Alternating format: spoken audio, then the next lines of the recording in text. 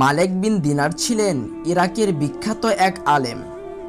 একবার তিনি বিশাল এক মাহফিলে বক্তব্য দিতে দাঁড়াতেই এক শ্রোতা বলে উঠলেন, আপনার বক্তব্যের আগে একটি প্রশ্নের জবাব দিন। মালেক বিন দিনার প্রশ্ন করার অনুমতি দিলেন। বয়স্ক শ্রোতা বললেন, প্রায় 10 বছর আগে আপনাকে মাতাল অবস্থায় পড়ে থাকতে দেখেছি। আপনি সেই অবস্থা থেকে কিভাবে এখানে এলেন? মালেক বিন দিনার মাথা নিচু করে রইলেন। তারপর বললেন, ঠিক বলেছেন, আমি সেই ব্যক্তি। শুনুন তাহলে আমার কাহিনী। এক কদরের রাতে মদের দোকান বন্ধ ছিল। দোকানিকে অনুরোধ করে 1 বোতল মদ কিনলাম, বাসায় খাবো এই শর্তে। বাসায় ঢুকলাম, ঢুকেই দেখি স্ত্রী নামাজ পড়ছে। আমার ঘরে চলে গেলাম, টেবিলে বোতলটা রাখলাম। আমার 3 বছরের মেয়েটা দৌড়ে এলো, টেবিলে ধাক্কা খেলো আর মদের বোতলটি পড়ে ভেঙে গেল। অবুঝ মেয়েটি খিলখিল করে হাসতে লাগলো। ভাঙা বোতল ফেলে দিয়ে ঘুমিয়ে গেলাম।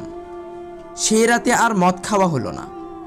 পরের বছর আবার লাইলাতুল কদর এলো। আমি আবার মদ নিয়ে বাড়ি এলাম, বোতলটা টেবিলে রাখলাম।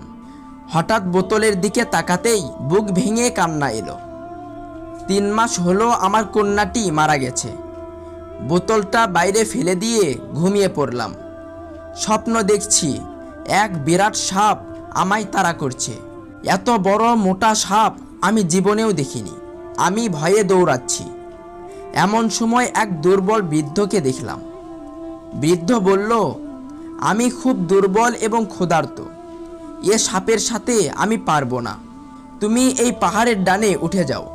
পাহাড়ে উঠেই দেখি দাও দাও আগুন জ্বলছে। বৃদ্ধের কথা মতো ডানে ছুটলাম। দেখলাম সুন্দর এক বাগান, বাচ্চারা খেলছে।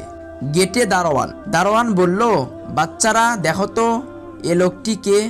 একে সাপটা খেয়ে ফেলবে, নয়তো আগুনে ফেলে দিবে। দারোয়ানের কথায় বাচ্চারা ছুটে এলো। তার মাঝে আমার মেয়েটাও আছে। মেয়েটা আমায় ডান হাতে জড়িয়ে বাম হাতে সাপটাকে থাপ্পড় দিল। সাপ চলে গেল। আমি অবাক হয়ে বললাম, মা, তুমি কত ছোট্ট, আর অত বড় সাপ তোমায় ভয় পায়? মেয়ে বলল, আমি জান্নাতি মেয়ে তো, জাহান্নামের সাপ আমাদের ভয় পায়। বাবা, ওই সাপকে তুমি চিনতে পেরেছ? বললাম, না মা।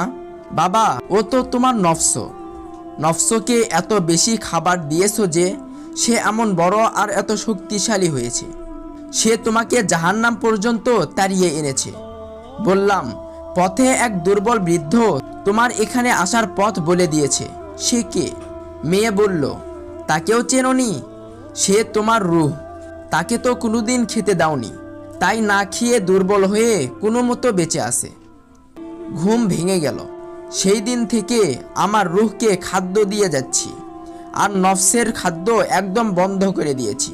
চোখ বুঝলেই নফসের সেই ভয়াল রূপ দেখতে পাই, আর দেখি রূহকে, আহা কত দুর্বল, হাঁটতে পারে না। ঝরঝর করে কেঁদে ফেললেন মালেক বিন দিনার।